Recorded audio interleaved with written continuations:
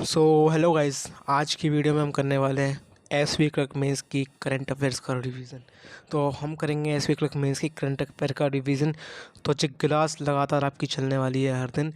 तो यहाँ पे मैं जीए की जो पीडीएफ है अफेयर्स क्लाउड की, उसे मैं यहाँ पे एनालिसिस करने वाला हूँ। उसका इजी वे में आपको समझाऊंगा करंट अफेयर्स कैसे हम एग्ज़ाम के लिए ईजी वे में हम पढ़ सकते हैं। ठीक है, तो हम एग्ज़ाम के लिए एसवी क्लर्क मेंस की करंट अफेयर पढ़ने वाले हैं इसकी पीडीएफ से। तो अगर आपने बिल्कुल नहीं पढ़ी हो तो कोई दिक्कत नहीं है, मैं आपको बता दूंगा हाईलाइट करके कैसे इंपॉर्टेंट पॉइंट्स पढ़ने हैं। बस आपका करना है क्लास को अच्छे से सुनना। ठीक है, अच्छे सुनोगे ना तो आपको समझ में आएगी, आप ऐसे पढ़ोगे तो नहीं आएगी। बस मैं जो बोलता जा रहा हूँ उसे सुनते जाना, तो भाई मेरा भी रिवीजन हो जाएगा और आपका भी हो जाएगा। ठीक है, मेरा भी एग्ज़ाम है, आपका भी एग्ज़ाम है, तो दोनों सबका रिवीजन कर लेंगे हम आज। मतलब आज नहीं, धीरे धीरे हम 4-5 दिन में इसको कंप्लीट कर लेंगे इस फाइल को। ठीक है, तो प्लीज़ आप हेडफोन लगाओ और तैयार हो जाओ मेरे साथ। तो हम फालतू की न्यूज़ नहीं पढ़ेंगे, जो एग्ज़ाम रिलेवेंट होगी ना वही हम करने वाले हैं अपने एसवी क्लर्क मेंस के लिए। तो हम चलते हैं सीधे न्यूज़ पे, जो इम्पोर्टेंट होगी वही पढ़ेंगे, बाकी अगर आपको एक्स्ट्रा पढ़ना है तो आप पढ़ लेना। चलते हैं। तो रेपो रेट हमारी जो है, जो फाइनल है उसी को हम पढ़ना है। 6.25% है। ठीक है, 6.25% हमारी रेपो रेट है। चलो, बस इतना याद रखना है। इसमें कैश रिजर्व रेशो आपको पता है चेंज करी गई थी, तो 4% हमारी जो है कैश रिजर्व रेशो हो चुकी है। कितनी? 4% हमारी कैश रिजर्व रेशो हो चुकी है। बस इतना आपको इतना याद रखना है, कैश रिजर्व रेशो कितनी है? 4% है। चलो आगे, यहाँ से ज़्यादा कुछ नहीं आता। आप एक चीज़ याद रखना, जो किसान विकास पत्र होते हैं उनकी जो मैच्योरिटी डेट होती है वो 115 मंथ की होती है, और वो भी 7.5% चल रहे हैं, जो इम्पोर्टेंट है। जो पब्लिक प्रोविडेंट फंड है पीपीएफ होता है वो आपका 7.1% है। बस आपको इसमें इतने याद रखोगे। और सुकन्या समृद्धि आपका 8.2% है। जो है इंडिया की ग्रोथ की प्रोडिक्शन, जो बड़ी बड़ी ऑर्गेनाइजेशन होती हैं वर्ल्ड बैंक वगैरह, तो क्या करती हैं वो इंडिया की जो ग्रोथ होती है जीडीपी उसका प्रोजेक्शन करती हैं। तो यहाँ पे कुछ प्रोजेक्शन रेट दे रखे हैं, तो हम उन्हें पढ़ लेते हैं एक बारी। जैसे वर्ल्ड बैंक ने कहा है कि इंडिया की जीडीपी ग्रोथ 2047 तक, अगर इंडिया को क्या करना है, हाई इनकम इकोनॉमी में जाना है, मतलब अच्छी इकोनॉमी हो इंडिया की, ठीक है, डेवलप कंट्री में है, तो उनको 7.8% मेंटेन करने के चलना पड़ेगा हर साल एवरेज। ठीक है, जो बोल रहा है अगले 22 सालों के लिए। चलो इतना ही। एनएसओ ने कितनी प्रोडिक्ट की है भाई? 6.4% जीडीपी ग्रोथ। भाई यहाँ पे हम रिवीजन कर रहे हैं, ठीक है, तो थोड़ा जल्दी जल्दी करेंगे, हम पे समय कम है। और ठीक है, चलो जी, तो हो गया। इसकी छोड़ो, इसकी इम्पोर्टेंट नहीं है इतनी। वर्ल्ड बैंक देखो, वर्ल्ड बैंक ने 2000 फाइनेंशियल ईयर 2026 और 27 के लिए 6.7% प्रोडिक्ट की है। एग्जाम में डायरेक्ट क्वेश्चन आ सकता है ऐसा। फाइनेंशियल ईयर 2026-27 के लिए वर्ल्ड बैंक ने 6.7% जीडीपी ग्रोथ प्रेडिक्ट की है। ठीक है, द वर्ल्ड बैंक की जो रिपोर्ट आई थी उसके अनुसार। चलो आगे, अच्छा देखो, आईएमएफ ने कितनी प्रेडिक्ट की है भाई? 6.5%। याद रखना, आईएमएफ ने कितने की है? 6.5%। वर्ल्ड बैंक में आपसे बीच बीच में क्वेश्चन भी पूछूंगा, तो आप इंटरेक्ट करना लगातार। वर्ल्ड बैंक ने 6.7% और आईएमएफ ने 6.5%। जो ओईसीडी है ना, ओईसीडी, उसने 6.8% की है। कितनी की है मेरे भाई? 6.8%। फाइनेंशियल ईयर 2025 के लिए, फाइनेंशियल ईयर 2024-25 के लिए ओईसीडी ने 6.8% की है। एग्ज़ाम में लास्ट एक बार पूछा गया है, पता नहीं कब पूछा, लेकिन पूछा गया है ओईसीडी का। एशियन डेवलपमेंट ने कितनी की है? 6.5% की है। उसने कितनी की थी भाई? वर्ल्ड बैंक ने 6.7% की थी। एशिया विकास बैंक ने कितनी की है? 6.5%। आईएमएफ ने कितनी की थी? 6.5%। आईएमएफ और इसका इक्वल है। भाई अब देख रहे हो कितना अच्छा रिवीजन हो रहा है हमारा। ठीक है, इसका छोड़ो, इसका छोड़ो, इसका भी छोड़ो। अच्छा क्या है, हाँ देखो, एशिया डेवलप बैंक ने बोला था कि जो एशिया एक रिपोर्ट निकाली थी, Asia Pacific climate report 2024 catalysing finance and policy solutions. तो उन्होंने बोला था कि जो वर्ल्ड की जो जीडीपी है वो कितनी होगी? जीडीपी वर्ल्ड की नहीं, इंडिया की 2070 के लिए जो जीडीपी प्रोडिक्ट की गई है वो 2.24.7% है। ठीक है, तो याद रखना 2070 के लिए। देखो एसबीआई का एग्जाम है तो एसबीआई का आएगा। एसबीआई ने कितनी की है? 6.5%। एडीबी ने 6.5%। वर्ल्ड बैंक ने 6.7%। चलो बस इतना ही करना है इसमें। देखो अपन वही न्यूज़ करेंगे जो इम्पोर्टेंट है, फालतू की नहीं करेंगे, जो एग्ज़ाम में ऑब्जर्व की जाती है एक्स्ट्रा वही, ठीक है। जैसे जे क्या न्यूज़ है, the RBI introduce a new framework for the recognition of self regulatory organisation. RBI ने क्या किया है, सेल्फ रेगुलेटरी ऑर्गेनाइजेशन के लिए कुछ फ्रेमवर्क निकाले हैं। तो पूछ लेगा कि भाई कौन से फ्रेमवर्क हैं, तो अकाउंट एग्रीगेटर के ए सिस्टम है, ठीक है, ऐसा कुछ करके है। इतना ही इस न्यूज़ में भाई, और क्या है। मुंबई महाराष्ट्र वेज रिस्क पेमेंट एक्सचेंज, देखो जो एक रिस्क पे कंपनी है, याद रखना रिस्क पे, जो पेमेंट एग्रीगेटर के इसको लाइसेंस मिल गया है आरबीआई से, ठीक है। कौन को मिल गया है, रिस्क पे को मिल गया है। The reserve Bank of India announce alignment of regulation governing the private placement जो होते हैं नॉन कन्वर्टेबल डिवेंचर्स के, तो उनको अलाइन कर दिया एचएफसी के और एनबीएफसी के, ठीक है। तो ऐसी कुछ न्यूज़ है भाई, थोड़ी कॉम्प्लिकेटेड सी है। इसमें आप पता है एक चीज़ याद रखना अगर आपको ऐसा लिखा मैंने ना कि जो मिनिमम सब्सक्रिप्शन पर इन्वेस्टर कितना होगा, तो 20,000 होगा, ठीक है। 20,000 होगा। जो प्राइवेट प्लेसमेंट वाले हैं ना, नॉन कन्वर्टेबल जो डिवेंचर होल्डर्स रहते हैं, तो उनका मिनिमम सब्सक्रिप्शन 20,000 रुपये होगा। जो इंपॉर्टेंट क्वेश्चन है, इतना इसको याद रखना है, इसको हटाओ। देखो एक चीज़ बहुत इंपॉर्टेंट है, आरबीआई की रिपोर्ट आई थी, तो एक रिपोर्ट उसने निकाली थी, उसने बोला था कि एनुअल रिपोर्ट, नहीं कहाँ गया, क्या पढ़ रहा हूँ मैं, हाँ, जो कंप्लेंट होती हैं, आपको पता है ओम्बड्समैन होते हैं बैंकों में, तो उनके रिगार्डिंग जो भी क्या होते हैं उन पर, ओम्बड्समैन क्या होता है, मतलब जहाँ पे आप शिकायत दर्ज करवा देते हो बैंक में जाके, ठीक है। ओम्बड्समैन पे अगर बैंक सुनवाई नहीं करती उनका, तो क्या हुआ कि 95% आरबीआई ने जो शिकायत आई थी उनको रिजॉल्व कर दिया, जो नंबर में इतनी थी, ठीक है। एक साल में पिछले अप्रैल 2023 से लेके मार्च 31, 2024 तक इतनी कंप्लेंट रिजॉल्व की गई हैं, ठीक है। और उसमें से सबसे ज़्यादा कंप्लेंट कौन सी थी, लोन एंड एडवांस की थी, जो कि 29% था, ठीक है, टोटल कंप्लेंट्स का। इसमें इतना ही पढ़ना है। कह रहा है इन जनवरी 2025 आरबीआई, देखो मॉनेटरी पॉलिसी लगाई थी, हाँ, इन जनवरी 2025 था RBI has Titan norms for imposing monetary policy. जो आरबीआई मॉनेटरी पेनल्टी लगती हैं, तो उसके लिए कुछ नॉर्म्स को और सख्त कर दिया, ऐसा बोल रहा है। आरबीआई ने क्या एम्पावर किया है इस अंडर सेक्शन में कि इम्पोज जो पेनल्टी इम्पोज की जाएगी वो एक्सीड नहीं करेगी 10 लाख से, और ठीक है, इसमें जो लिखा है, और जो पेनल्टी का जो अमाउंट होगा वो 30 दिन के अंदर पे कर दिया जाएगा। तो ये न्यूज़ है। चलो यार, जो तो ऐसी न्यूज़ हैं, बहुत डेटा भरा हुआ है इसमें, ठीक है, काफ़ी कॉम्प्लिकेटेड रहती है, तो अपन जल्दी जल्दी निपटा रहे हैं। जो इंपॉर्टेंट न्यूज़ है, मतलब पूछेगा आरबीआई का डीपीआई कितना रहा था 2024 में, तो बोल देना भाई इतना 465 बढ़ गया था। अच्छा, कितना बढ़ गया डीपीआई, डिजिटल पेमेंट इंडेक्स 465 बढ़ गया है, 11.11% की इसमें इंक्रीमेंट हुई है। देखो, small finance bank receive the RBI approval to provide pre sanction through the credit line through the UPI, ठीक है। जो स्मॉल फाइनेंस बैंक हैं उनको क्या मिल गया है, आरबीआई का अप्रूवल मिल गया है कि जो प्री सैंक्शन, पहले से जो सैंक्शन किए जाते हैं क्रेडिट, मतलब उधार दिए जाते हैं, तो वो उधार दे दिया करेंगी अब जो स्मॉल फाइनेंस बैंक के लोगों को यूपीआई के थ्रू, ठीक है। तो आरबीआई ने इनको मंजूरी दे दी है, तो ये याद रखना आप।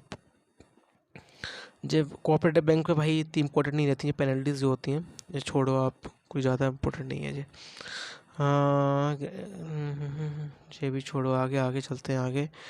देखो ये अच्छी न्यूज़ है, आरबीआई ने परमिट कर दिया है कि जो जूलिया एक करके एक कंपनी है जूलिया, तो उनसे बोल दिया है कि आपकी जो हिस्सेदारी है ना एयू स्मॉल फाइनेंस बैंक में, आप उसको 7% तक बढ़ा सकते हो।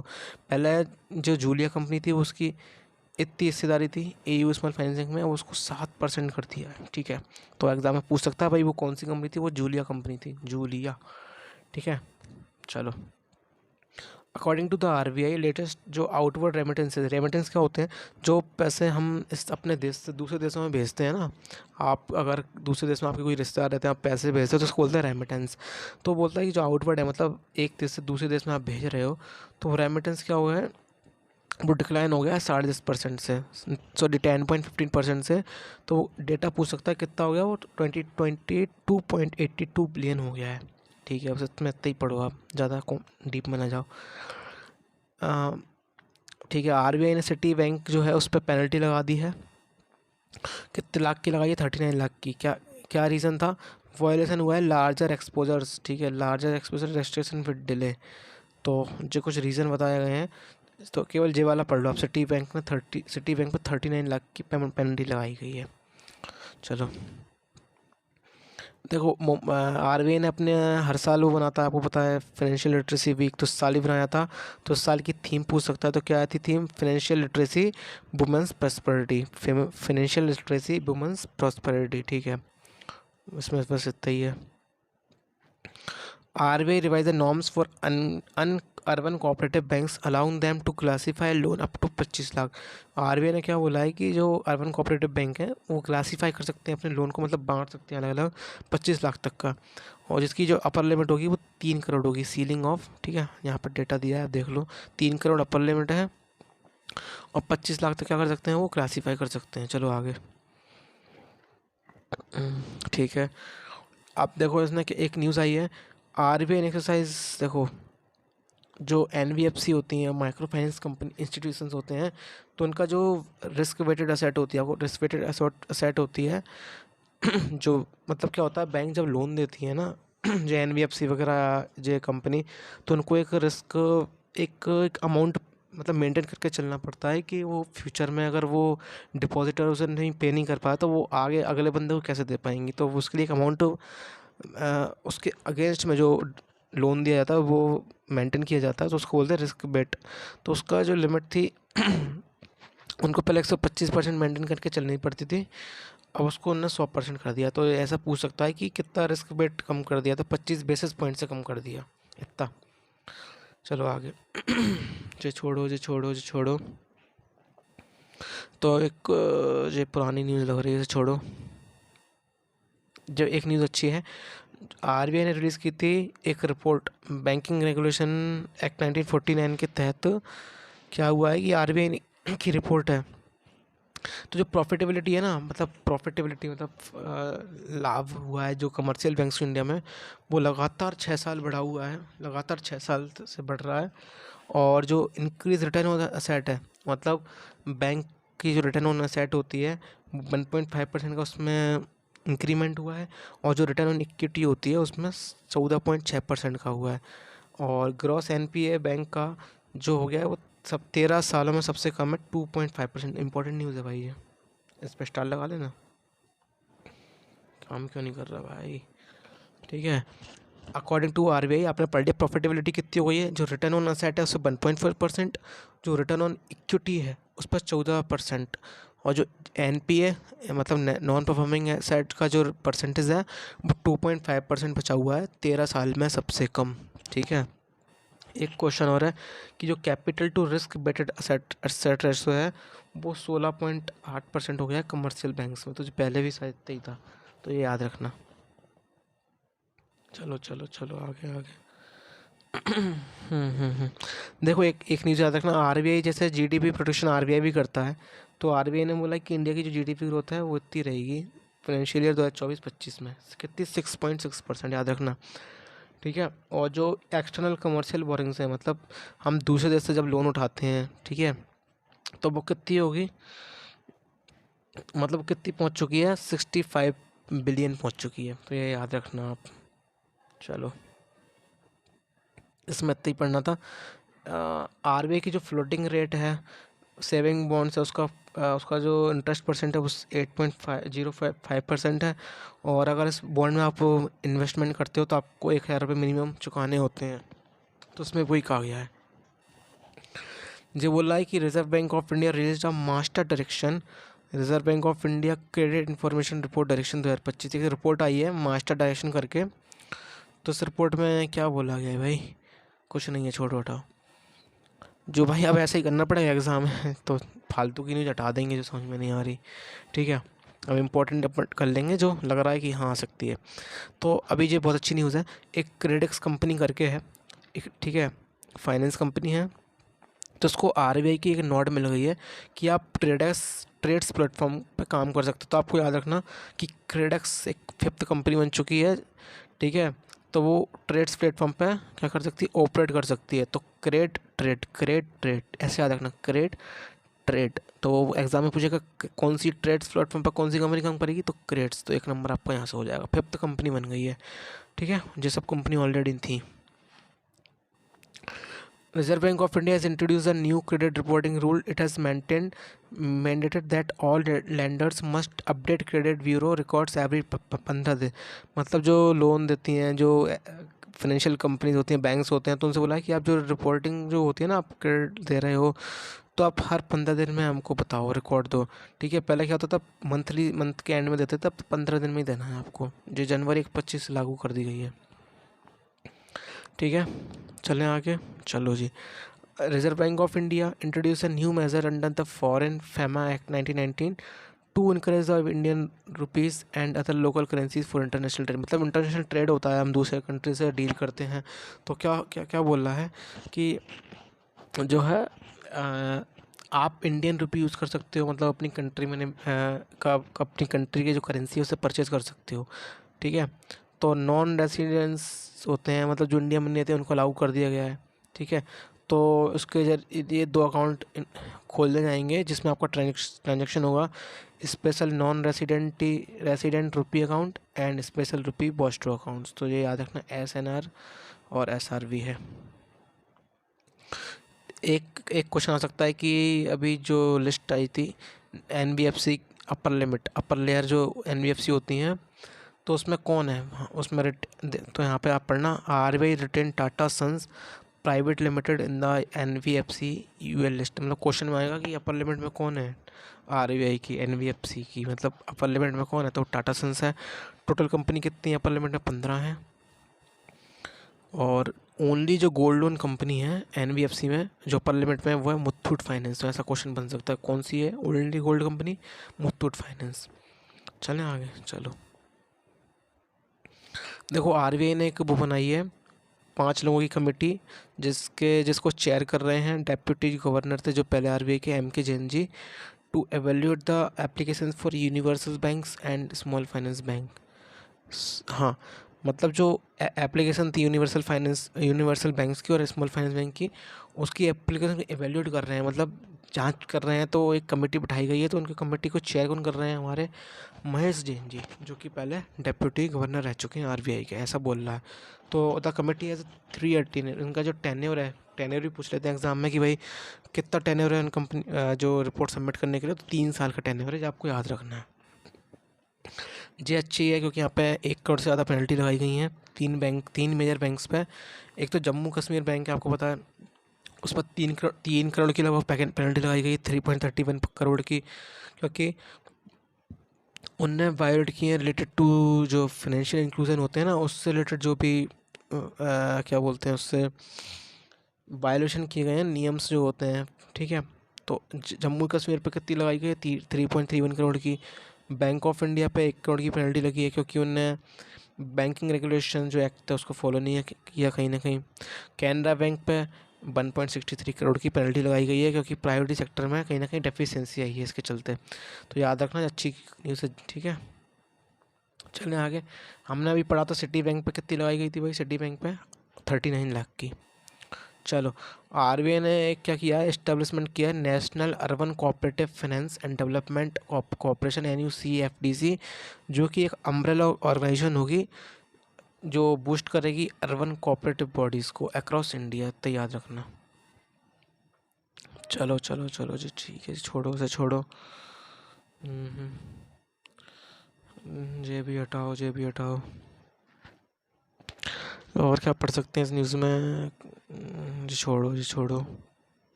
भाई। देखो, ये 4 पेमेंट एग्रीगेटर बने भाई, बहुत पेमेंट एग्रीगेटर बनते जा रहे हैं, कैश फ्री पेमेंट्स, अमेज़न पे, बिलडेस्क एंड एडियन इंडिया। तो इनको पेमेंट एग्रीगेटर का वो दिया गया है। ठीक है, वही है न्यूज़, नॉर्मल है ये। चलते हैं आगे, और अच्छी न्यूज़ कोई बताओ, कुछ ढंग की न्यूज़। तो RBI ने बोला, एडिट किया 13 more firms to the alert list of unauthorise forex trading platform. जो फॉरेक्स ट्रेडिंग प्लेटफॉर्म होते हैं ना, ट्रेडिंग प्लेटफॉर्म, तो ये फॉरेन के हैं ना, तो उनको बताया कि 13 मतलब रिस्की हैं, कुछ अनऑथराइज हैं। ठीक है, तो 13 को अलर्ट लिस्ट में डाला है, तो टोटल संख्या हो गई 88। याद रखना आप, 88 हो गई टोटल संख्या। RBI ने ज़रूरी कर दिया है कि जो NBFC हैं कि उन एटलीस्ट 25% जो उनकी बोरिंग्स होती है, मतलब जो उधार लेते हैं, तो वो कैपिटल मार्केट से होना चाहिए, मतलब शेयर मार्केट से होनी चाहिए। 25% कम से कम, ऐसा बोला है उन्होंने। मतलब आपको 25% अपनी हिस्सेदारी बेचनी है कैपिटल मार्केट में, सीधी बात है। एनबीएफसी को उन्होंने मैंडेट दिया है, तो जो हो गया। आरबीआई का क्या है भाई, गोल्ड रिजर्व बढ़ चुके हैं, टोटल इतने हो गए हैं अभी 85.73 करोड़, ठीक है। तो यही है बस इसमें, और क्या न्यूज़ है भाई। देखो इंडिया के जो फॉरेन एक्सचेंज रिजर्व है, मतलब हम जो दूसरे देश की करेंसी, मतलब हमने वहाँ ले रखे हैं, रिजर्व में रखा है अपना, क्या बोल रहा हूँ मैं, इंडिया के जो फॉरेन एक्सचेंज रिजर्व्स हैं, ठीक है, वो पोजीशंस वो अभी हम पे इतने हैं। फॉरेन एक्सचेंज रिजर्व क्या होते हैं, जब हम किसी दूसरी कंट्री से क्या करते हैं, दूसरी कंट्री से जब डील करते हैं तो हम पेमेंट करना होता है उन्हें, ठीक है। आप परचेज कर रहे हो दूसरी कंट्री से, कुछ ख़रीद रहे हो, बेच रहे हो, तो वो सब लेन देन करना पड़ता है ना। तो उसी को बोलते हैं फॉरेन एक्सचेंज में हमारा पड़ा होता है पैसा उसके लिए। तो वो अभी इतना पड़ा हुआ है 688.27 मिलियन, इतना याद रखना।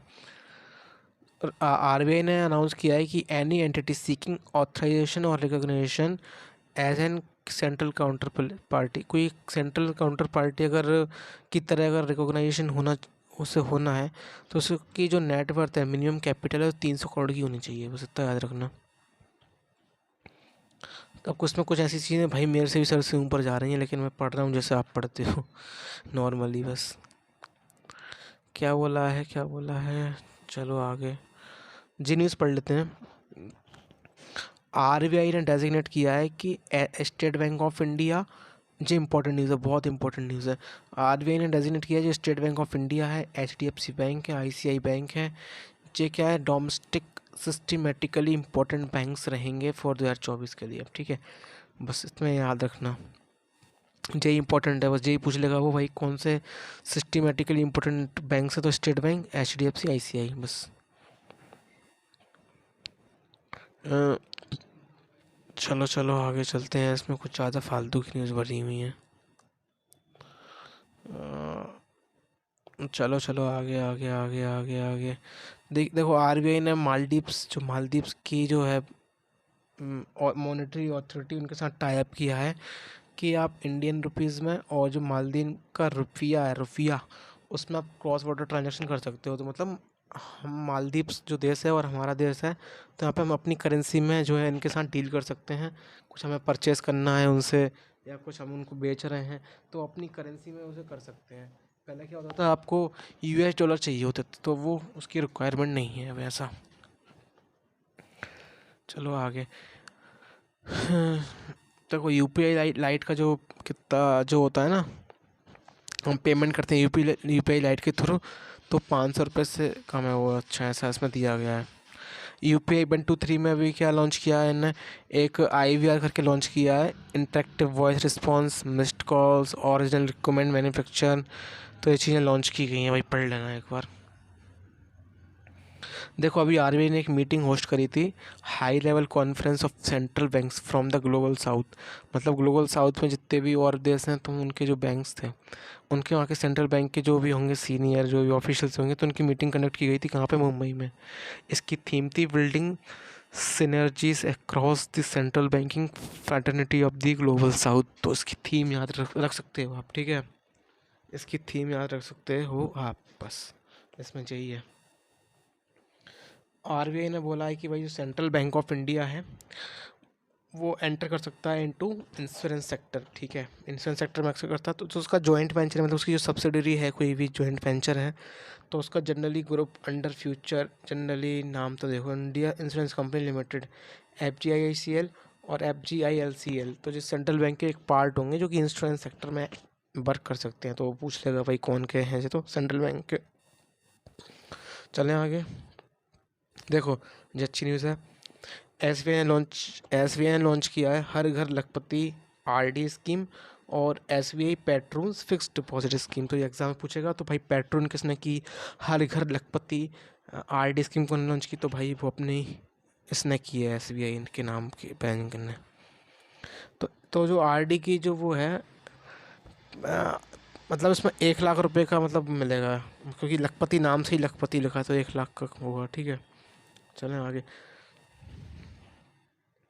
देखो अभी SBI की रिपोर्ट आई थी, इसका नाम है State Bank of India economic department ने रिपोर्ट निकाली थी, Ecowrap. It is report title how tax simplification has a necessary flip to wider filing. वो रिवील करती है क्यूमुलेटिव 74.2% रिडक्शन हुआ है इनकम डिस्पैरिटी इंडिया में। मतलब जो 5 लाख तक के जो अर्निंग होती है लोगों के, कमाते हैं सालाना, तो उनकी जो रिडक्शन है इनकम डिस्पैरिटी में, वो 74% का रिडक्शन आया है इसमें।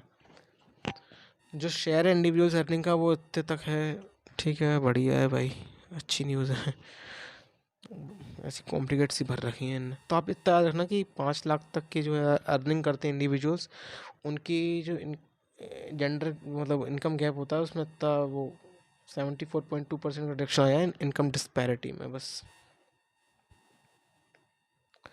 देखो चेन्नई वेस्ट पब्लिक सेक्टर जो इंडियन ओवरसीज़ बैंक है, उसने MOU किया है किसके साथ, confederation of Indian industry CII, Indian green building council के साथ, to provide accessible and affordable financial solution for developers and home buyer. जो होम बायर होते हैं मतलब घर खरीदने वाले होते हैं, और तो उनके लिए इनको सर्विस प्रोवाइड करना जिससे वो एक्सेस कर पाएँ लोन वगैरह। तो इंडियन ओवरसीज़ बैंक ने टाइप किया है इनके साथ, IGBC के साथ। ठीक है, चलो जो सिडबी है उसने उसके साथ MOU किया है फेडरल बैंक के साथ।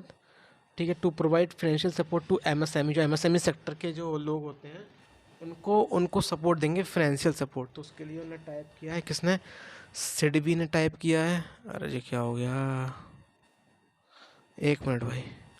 हाँ वो थोड़ा बंद हो गया था, अब ठीक है। ठीक है, चलो देखो उसमें न्यूज़ थी कि जो सिडबी है, फिडबी, उसने फेडरल बैंक के साथ टाइप किया है कि वो MSME सेक्टर में जो है लोन बांटेंगे। ठीक है, बस इसमें जो याद रखना।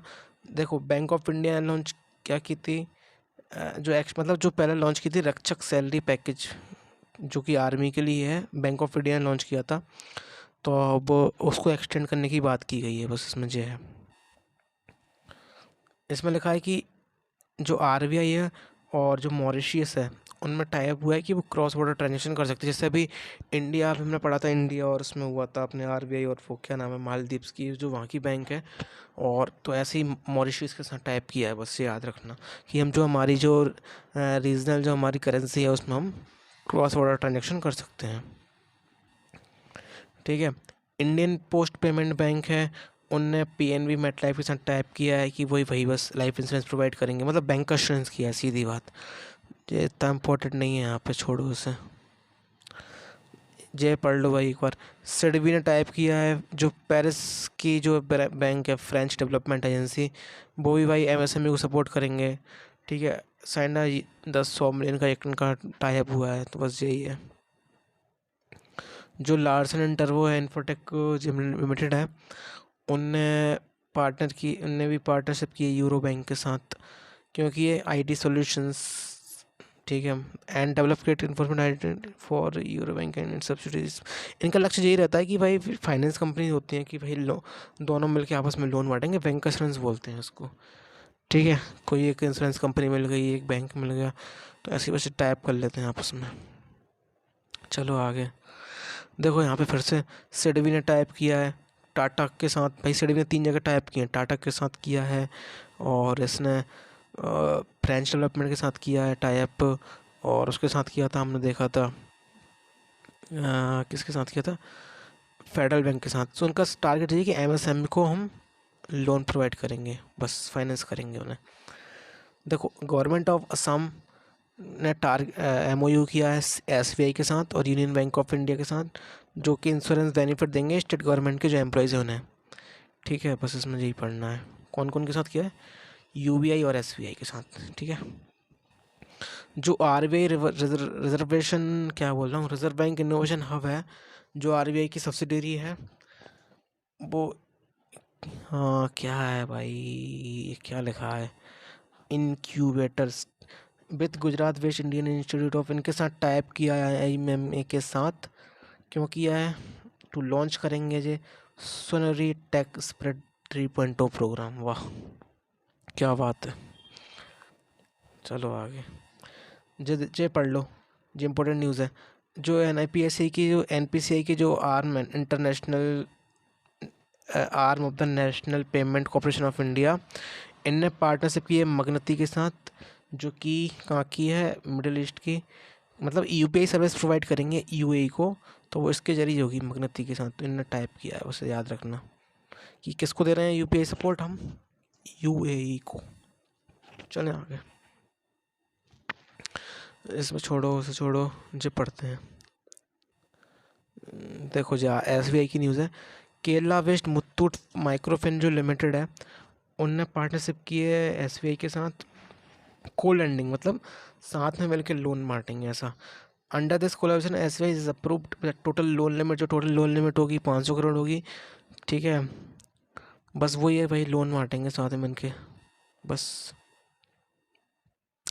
और क्या है, Asian development bank and master card impact fund, इनने टाइप किया है कि जो एमएसएमई सेक्टर है उनको लोन बांटेंगे। बढ़िया भाई बढ़िया, तो रिवीजन अच्छा हो रहा है ना, बस जो पढ़ लो एक बारी। देखो एडीबी ने क्या किया है, 500 मिलियन अप्रूव किए हैं इंडिया की जो इंफ्रास्ट्रक्चर फाइनेंस कंपनी है, जिससे वो इंडिया के जो इंफ्रास्ट्रक्चर प्रोजेक्ट है उनको सपोर्ट कर पाएंगे। तो एडीबी ने 500 मिलियन का लोन प्रोवाइड किया है। ऐसे ही एडीबी ने जो इंपॉर्टेंट न्यूज़ है, 78 मिलियन प्रोवाइड किए आंध्र प्रदेश को, जिससे कि जो उनकी अमरावती है, जो उनकी ग्रीन कैपिटल है, उसको मतलब उनका इंफ्रास्ट्रक्चर को मजबूत करने के लिए, सीधा याद रखना। ठीक है, जो आईसीआई बैंक लिमिटेड है, उसने पार्टनरशिप की है कॉमनवेल्थ बैंक ऑफ इंडिया के साथ, सॉरी ऑस्ट्रेलिया के साथ, to enhance trade and business collaboration between Australia and India. ठीक है जी, अच्छा है जी। चलो चलो आगे आगे, छोड़ता जा रहा हूँ मुझे भाई, जो रिलेवेंट लग रही है मेरे को। ठीक है, देखो ये वाली न्यूज़ पढ़ते हैं। जो इंडसइंड बैंक है और जो यूनाइटेड नेशन चिल्ड्रंस फंड है, इन्हें टाइप किया है। क्या करेंगे जे, enhancing disaster resilience and climate risk management through the initiative disaster resilient communities and climate risk informed efficient administrative services. वो ये बस भाई कि जो मतलब कम्युनिटीज़ होती हैं, जो आपने देखा होगा जिनको डिसास्टर से मतलब वो वल्नरेबल होती हैं काफ़ी, जो कम्युनिटीज़ होती है ना, आपने देखा होगा वहाँ पे कुछ किनारे में बसी होती हैं भाई, समुद्र किनारे पे रह रहे हैं, तो ठीक है, घर नहीं है खुद का, बस ऐसी झोपड़ी पट्टी ला के रह रहे हैं, तो उनको जो डिसास्टर है उससे काफ़ी उनको रिस्क रहती है, कहीं पानी गिर गया, फ्लड आ गया, तो उनको प्रॉब्लम होती है। तो उनकी प्रॉब्लम को दूर करने के लिए ये कदम उठाया गया है। इंडसइंड बैंक और यूनिसेफ के बीच टाइप हुआ है। ठीक है, चलें आगे। देखो इंडसइंड बैंक है और जो भारत फाइनेंशियल इंक्लूजन लिमिटेड है, इन्हें टाइप किया है किसके साथ, ministry of agriculture and farmers welfare के साथ, जो लॉन्च करेंगे साथ में मिलकर भारत संजीवनी कृषि उत्थान इनिशिएटिव, मतलब एग्रीकल्चर को इम्प्रूव करने के लिए, सीधा कृषि लिखा है ना। तो कौन है, इंडसइंड बैंक है और जो भारत फाइनेंशियल इंक्लूजन लिमिटेड है और हमारी एग्रीकल्चर मिनिस्ट्री है। तो सेवी की न्यूज़ आ गई भाई, इसको ज़्यादा इम्पोर्टेंट नहीं है भाई अभी, हमको देखनी है जो अब नेशनल न्यूज़ पे चलते हैं यार भाई, इसको छोड़ो अभी। इसमें देख रहा हूँ कोई अगर इम्पोर्टेंट होगी तो हम पढ़ते चलते हैं उसे, ठीक है। हाँ, जैसे जो इम्पोर्टेंट न्यूज़ है, जो सेबी ने बोला है कि जो टाइमलाइन होती है, मतलब जो राइट इश्यूज़ होते हैं, एक तो होता है इनिशियल इशू, मतलब जो हम पहले इशूज़ करते हैं, पैसे देते हैं शेयर मार्केट के थ्रू। एक होता है राइट इश्यूज़, तो उसकी जो टाइमलाइन होती है, उसको 126 दिन थी पहले, वो 123 दिन कर दिया है, तो याद रखना। ठीक है, चलो। देखो सेबी ने वो एक लॉन्च किया था कुछ अपना फ्रेमवर्क एल्गो, तो भाई याद रखना एल्गो कौन ने रिलीज़ किया था, फॉरेन इन्वेस्टर के लिए। जो भी इन्वेस्टर होते हैं ना, इसको समझ आया करो भाई, शेयर मार्केट से रिलेटेड है, तो शेयर मार्केट मतलब SEBI, security exchange board of India, सीधा। देखो सेबी ने लॉन्च किया था Mitra, mutual fund investment tracing and retrieval assistant, तो ये इंपॉर्टेंट है। मित्र कौन ने लॉन्च किया था, सेबी ने। क्यों लॉन्च किया था, इससे क्या होगा भाई, जो म्यूचुअल फंड में पहले पैसे डाल के भूल गए तो उनको ट्रैक करो, उनकी जो अनक्लेम अमाउंट है उसको उनको वापस दो, ऐसा रिक्लेम करें वो, जिससे वो, ठीक है। सेबी ने लॉन्च किया था क्या भाई, related party transaction RPT portal, SEBI ने लॉन्च किया था, सिंपल है। चलो और क्या न्यूज़ है, देखो सेबी ने भी एक चीज़ लॉन्च की थी, धरोहर, एक milestones in the Indian securities market. तो धरोहर कौन ने लॉन्च किया था, याद रखना सेबी ने। किसने किया था मेरे भाई, सेबी ने लॉन्च किया था धरोहर milestones in the Indian security market, ठीक है। तो ये पढ़ लेना। सेबी ने एक लॉन्च किया था, एक पोर्टल लॉन्च किया था जिसका नाम था आई स्पॉट। जो मतलब टेक्निकल कुछ ग्लिचेस होते हैं तो उनको सही करने के लिए सीधा आई स्पॉट। तो पूछेगा आई स्पॉट कौन ने लॉन्च किया, तो सेबी ने लॉन्च किया आई स्पॉट, ठीक है। SEBI has approved Angel One Asset Management Company Limited, a wholly owned subsidiary of Angel One Limited, to act as a Angel One mutual fund which will specialize exclusively in the passive investment strategies। क्या language है भाई। सेबी ने क्या किया है, जो angel one asset company है उसको अप्रूवल दे दिया है कि वो एक होली ओन सब्सिडरी है, क्या है, विच विल स्पेशलाइज, जो पैसिव इन्वेस्टमेंट स्ट्रैटेजीज होती हैं तो उसमें स्पेशलाइज करेगी। तो कौन होगी भाई वो, तो भाई एंजल वन होगी, ठीक है। तो जी पढ़ लेना आप, कुछ अजीब अजीब सी न्यूज़ है भाई इसमें। तो security exchange board of India ने स्पेशलाइज्ड इन्वेस्टमेंट फंड लॉन्च किया था, ये न्यूज़ है एक। चलो आगे आगे, कोई ढंग की न्यूज़ देख रहा हूँ भाई, अच्छी सी दिख जाए, बैंक से रिलेटेड हूँ थोड़ी। नीचे नीचे नीचे जैसे जे एक न्यूज़ है कि बैंक ऑफ बड़ौदा ने लॉन्च किया था एक पायलट कुछ प्रोजेक्ट है, मर्चेंट लॉयल्टी कैशबैक प्रोग्राम। तो पूछेगा monthly merchant loyalty cashback programme कौन ने लॉन्च किया था, तो वो अपना था बैंक ऑफ बड़ौदा।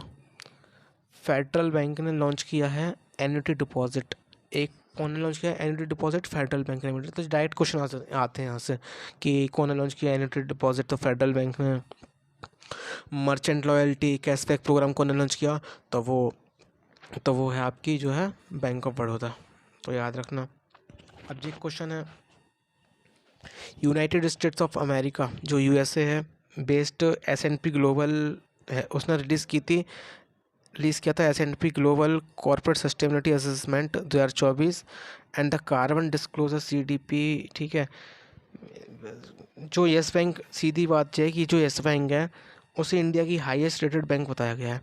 तो भाई कौन ने बताया है, जो एस&पी ग्लोबल है उसने बताया है कि जो इंडिया की हाईएस्ट रेटेड बैंक है तो वो कौन है, येस बैंक लिमिटेड है, लगातार तीसरे साल से। तो याद रखना येस बैंक है।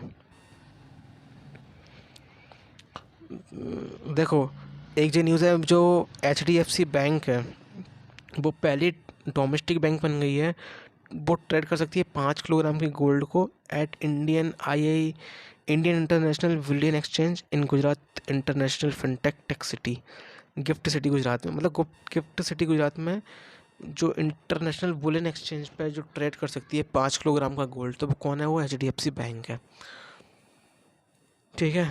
तो ये चलते हैं आगे। IDFC फर्स्ट बैंक ने लॉन्च किया था कुछ subsidy launch exclusive banking products कुछ निकाले हैं हमारे सिटीजन्स सीनियर सिटीजन्स के, तो ज़्यादा इंपॉर्टेंट न्यूज़ नहीं है। अब ये एक न्यूज़ अच्छी है, जो export import bank of India की है, हमारी जो एग्जिम बैंक है उनने उधार दिए 300 मिलियन रुपए कैसे दिए वियतनाम के लिए, जिससे वो परचेज़ कर सकें जो हाई स्पीड बोट्स होती हैं और जो ऑफशोर पेट्रोल वेसल्स होते हैं, मतलब जो नदी में आपने देखा होगा बड़ी बड़ी पेट्रोल वेसल्स होती हैं, मतलब बोट टाइप की होती हैं सिर्फ, तो उनको बोलते हैं पेट्रोल वेसल्स। ऑफशोर मतलब नदी नदी वाली, समुद्रों वाली। तो उनको 300 मिलियन रुपए किसको दिए, वियतनाम को दिए हैं, आपको याद रखना है। और उनने भी, गवर्नमेंट ऑफ इंडिया ने भी 120 मिलियन रुपए दिए, ये भी याद रखना। चलें आगे। जो साउथ इंडियन बैंक है उनने SIV को एक FD लॉन्च की है, ये भी ठीक है।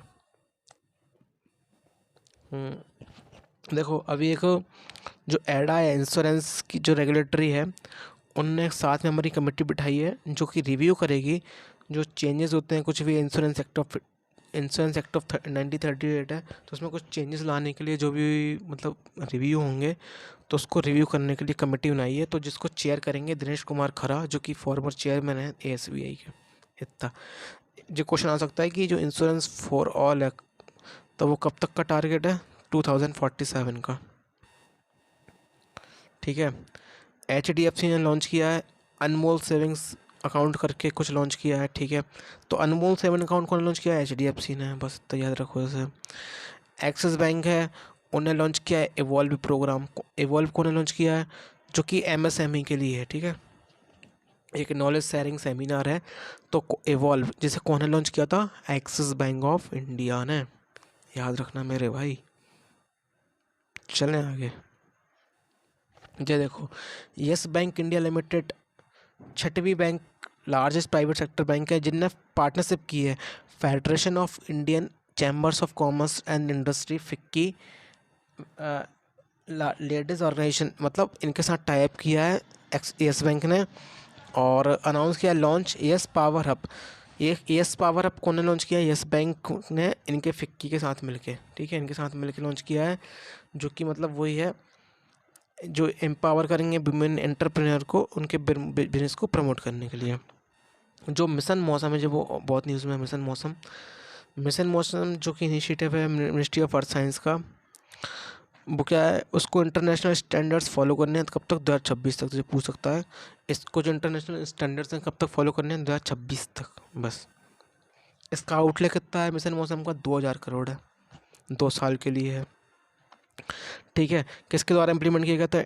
इंडियन मेट्रोलॉजिकल डिपार्टमेंट और इनके द्वारा बस। फेडरल बैंक ने फेड वन लॉन्च किया है, नाम से ही समझ में आ रहा है इनके लिए। चलें आगे। चलो जी और देखते हैं। देखो जो एग्जिम बैंक है उनने क्या किया, रेस किया, मतलब उधार लिए $1 मिलियन थ्रू 10 ईयर बॉन्ड के जरिए, ठीक है, बस इतना याद रखो भाई। चलो मतलब इन्हें बॉन्ड मतलब रेस किए हैं 1 बिलियन के एक्सिम बैंक ने, जो है क्वेश्चन। देखो जो insolvency and bankruptcy board of India IBBI, उनने एक ई विक्रे प्लेटफॉर्म लॉन्च किया है, ठीक है। वो कब से स्टार्ट हुआ? 1 अप्रैल 2000। तो पूछ लेगा भाई IBBI ने अभी कौन सा प्लेटफॉर्म लॉन्च किया है? तो वो ई विक्रे प्लेटफॉर्म है। चलो, Punjab national bank of India ने लॉन्च किया है पहला cyber security hackathon 2024-25 with the theme code against malware. तो पूछ लेगा भाई पंजाब नेशनल बैंक मतलब कौन सी बैंक ने साइबर सिक्योरिटी हैकाथॉन लॉन्च किया है? तो पंजाब नेशनल बैंक है, डायरेक्ट क्वेश्चन। चलो देखो, जो IDFC first bank of India limited है उनने पार्टनरशिप किया है रुपए के साथ, ठीक है, ग्लोबल पेमेंट्स फ्रॉम इंडिया। उन्होंने लॉन्च किया है UPI इनेबल्ड फर्स्ट अर्न रुपए क्रेडिट कार्ड। तो पूछेगा फर्स्ट अर्न रुपए क्रेडिट कार्ड को लॉन्च किया है? तो IDFC फर्स्ट बैंक ने लॉन्च किया है, ठीक है।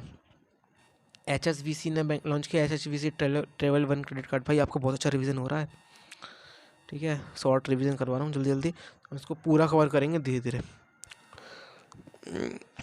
न्यू दिल्ली में जो पंजाब नेशनल बैंक है बिकेम द पहला इंडिया का बैंक बन गया है unveil Clarice national cyber crime reporting portal. मतलब हमने भी पढ़ा था cyber security hackathon Punjab national bank ने लॉन्च किया था, तो उससे रिलेटेड ही है कि national cyber crime reporting portal ने कुछ करके रिवील किया है। तो कौन ने किया है? पंजाब बैंक ने। तो याद रखना बस, Punjab bank crime cyber crime. HDFC bank ने लॉन्च किया है प्रगति सेविंग्स अकाउंट, इसने वो भी लॉन्च किया था, हमने पढ़ा था अभी अनमोल सेविंग अकाउंट HDFC ने।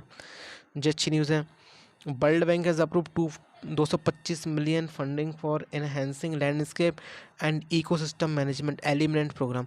तो एलिमेंट प्रोग्राम कहाँ का है? त्रिपुरा और नागालैंड का। तो त्रिपुरा और नागालैंड को एक तरह से 225 मिलियन की फंडिंग मिली है, किससे? आपके वर्ल्ड बैंक से। तो वो एलिमेंट प्रोजेक्ट किसका है? तो पूछ सकता है वो त्रिपुरा और नागालैंड का, ठीक है। अच्छा जी, जो फेडरल बैंक है इनने लॉन्च किया है स्टीम सेविंग्स अकाउंट। भाई बहुत सारे लॉन्च किए हैं, फेडरल लॉन्च किया स्टीम, हमने भी पढ़ा था HDFC लॉन्च किया प्रगति और अनमोल, तो वही है। जो अच्छी न्यूज़ है, वर्ल्ड बैंक बोल रहा है अपनी रिपोर्ट में, जो डेट रिपोर्ट थी, कि जो इंडिया के एक्सटर्नल डेप्ट है, मतलब जो उधार लेती है इंडिया दूसरी अदर कंट्रीज से, तो वो इंक्रीज़ हो गए हैं 31 बिलियन से, तो कितने पहुंच गए हैं? 646 बिलियन। कितने? 646.79 बिलियन हो गए हैं इंडिया के जो एक्सटर्नल डेट हैं, जो हमने उधार लिए हैं दूसरी कंट्रीज से। बस इतना याद रखना आप।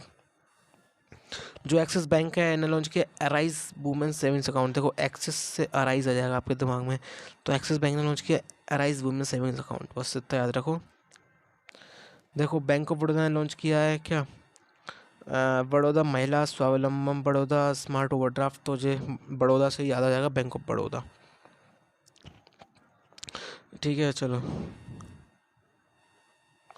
और चलते हैं आगे आगे आगे। देखो जी बहुत अच्छी न्यूज़ है भाई, बहुत अच्छी।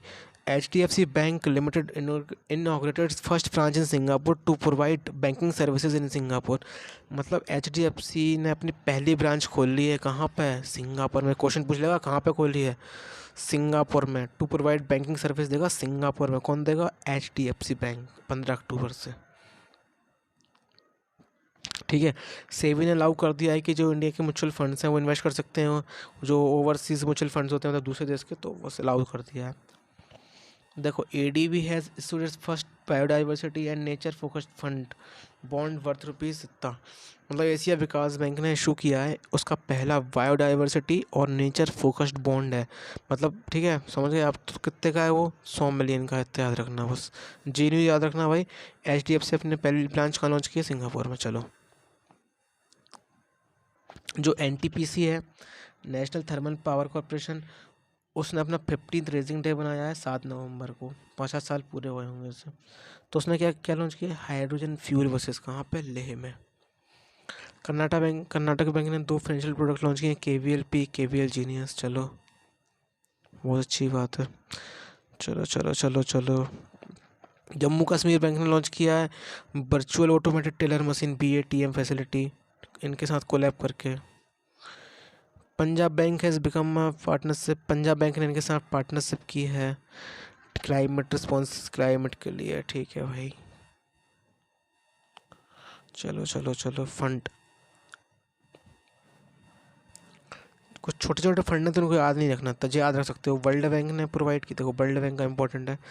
वर्ल्ड बैंक ने प्रोवाइड किए 2424 करोड़। किसको? केरला को। ठीक है, वर्ल्ड बैंक ने प्रोवाइड किए केरला को कितने? 2424 करोड़। क्यों दिए हैं? Approve the Kerala health system, मतलब केरला के जो हेल्थ सिस्टम है उसको इम्प्रूव करने के लिए, इसके इम्प्रूवमेंट प्रोग्राम के लिए 2424 करोड़ दिए हैं वर्ल्ड बैंक ने। किसको? केरला को, याद रखना। एशिया डेवलपमेंट बैंक ने कितने दिए हैं? 200 मिलियन दिए हैं। किसे दिए हैं? कोलकाता को दिए हैं। क्यों दिए हैं?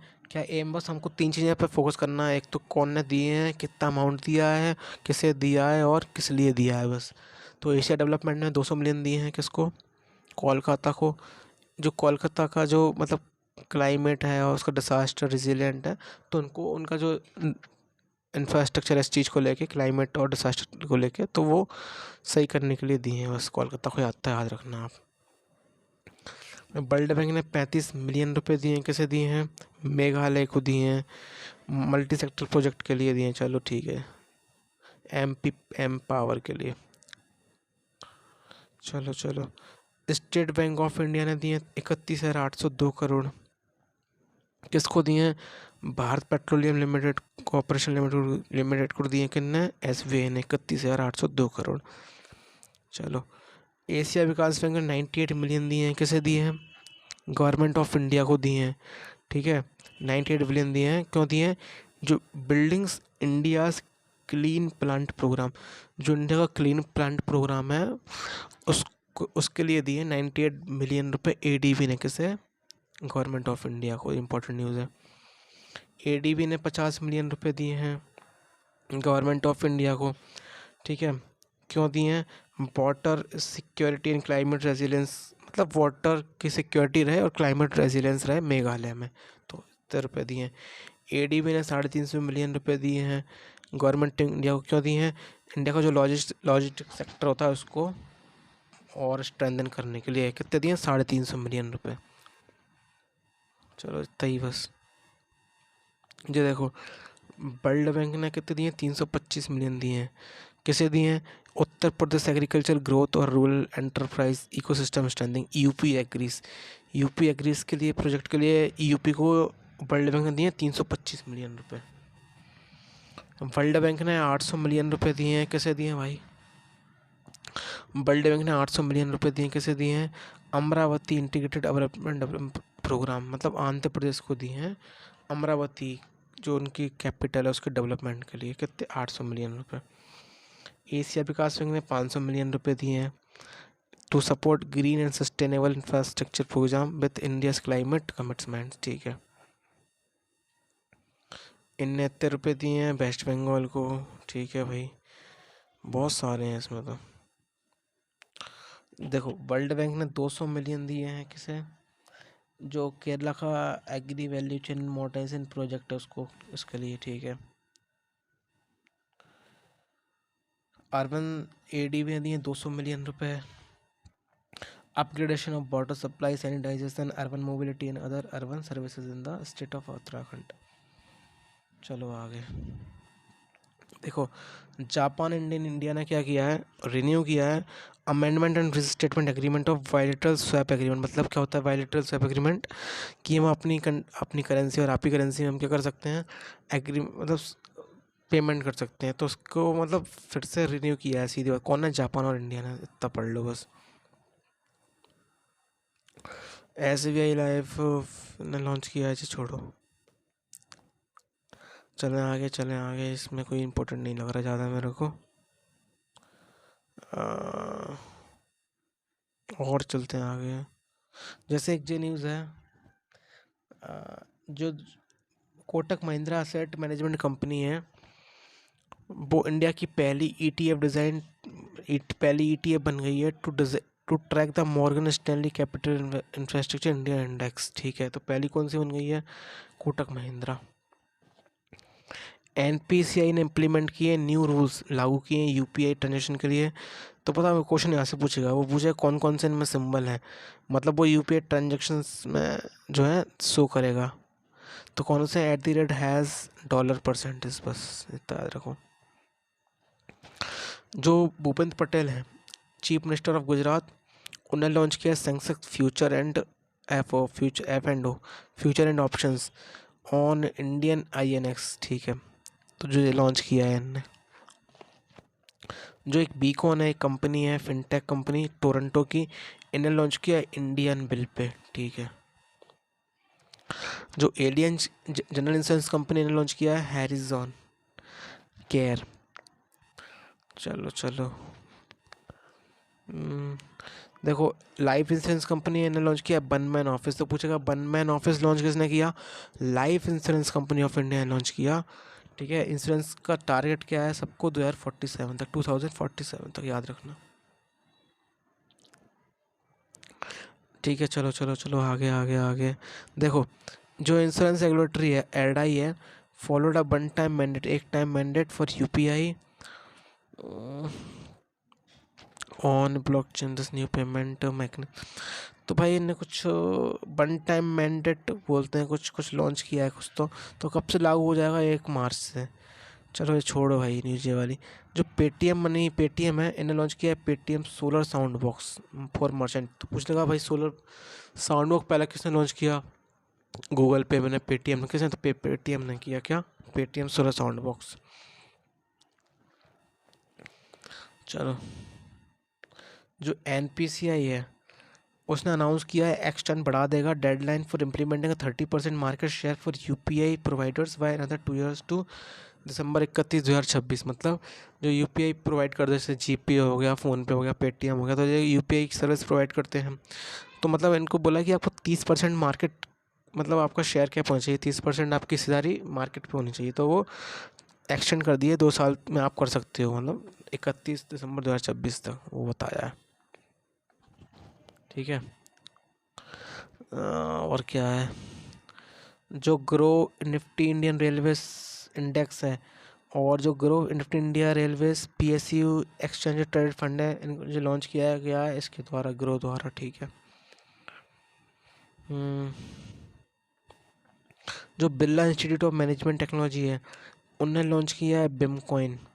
ठीक है, जो पहली मैनेजमेंट कंपनी बन गई है लॉन्च करने वाली। जब हमने पढ़ा था अभी एंजल वन वाला, पहली एक्सचेंज ट्रेडेड फंड है। ठीक है, कैनरा HSBC ने इंट्रोड्यूस किया है ओमनीजेन AI। ठीक है, AI मतलब AI कुछ करके ओमनीजेन AI लॉन्च किया है कैनरा HSBC ने। लाइफ इंश्योरेंस कंपनी ने लॉन्च किया है गोल्डन जुबली स्कॉलरशिप स्कीम। कौन ने लॉन्च की है, LIC ने। ठीक है, चलो चलो चलो जी, फालतू सब छोड़ो। और क्या न्यूज़ है? तो श्रीराम फाइनेंस है, इन्होंने लॉन्च किया श्रीराम ग्रीन फाइनेंस।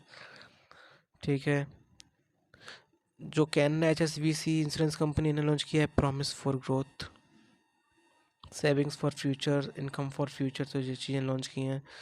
जो United east international financial company IFC, ठीक है, इनने 400 मिलियन लोन दिए है। पुणे जो बेस्ट बजाज फाइनेंस लिमिटेड है, इनको कितने रुपए दिए? 400 मिलियन रुपए दिए हैं IFC ने।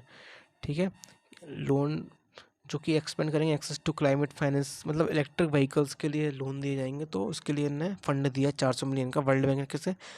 बजाज फाइनेंस को। जो जियो फाइनेंशियल सर्विस लिमिटेड है ठीक है, एक NBFC ने लॉन्च किया है स्मार्ट गोल्ड। ठीक है, महिंद्रा एंड महिंद्रा ने टाइप किया है किसके साथ? RBL के साथ। ठीक है, एक को ब्रांडेड क्रेडिट कार्ड लॉन्च किया है RBL के साथ इनने, महिंद्रा एंड महिंद्रा ने। एक जैनवाइज है, जैनवाइज इंडिया फर्स्ट लैंडिंग ऐप है, मतलब उधार देने वाली फॉर सीनियर सिटीजन के लिए। उन्होंने अपना इंडस्ट्रीज फर्स्ट UPI लॉन्च किया है, जैनवाइज UPI, जो कि एक्सिस बैंक के साथ लॉन्च बनाया गया है, डिज़ाइन किया गया है। मिनिस्ट्री ऑफ फाइनेंस ने लॉन्च किया है परफॉर्मेंस लिंक्ड इंसेंटिव स्कीम। ठीक है ठीक है ठीक है, चलो जी हो गया। तो गाइस आज के लिए बस इतना ही, हमने यहाँ तक कवर कर लिया है अपना जो इम्पोर्टेंट न्यूज़ है हमारी, बस वो हमने कवर की है, और बस फालतू की हमने छोड़ी। तो कल हम यहाँ से पढ़ेंगे इकोनॉमी जो लिखा है ना, हमने 44 पेजेस कवर कर लिए हैं, तो उसमें टोटल 300 पेज हैं, तो हम हो जाएंगे 3-4 दिन में। तो आज के लिए इतना ही, मिलते हैं आपसे अगली वीडियो में।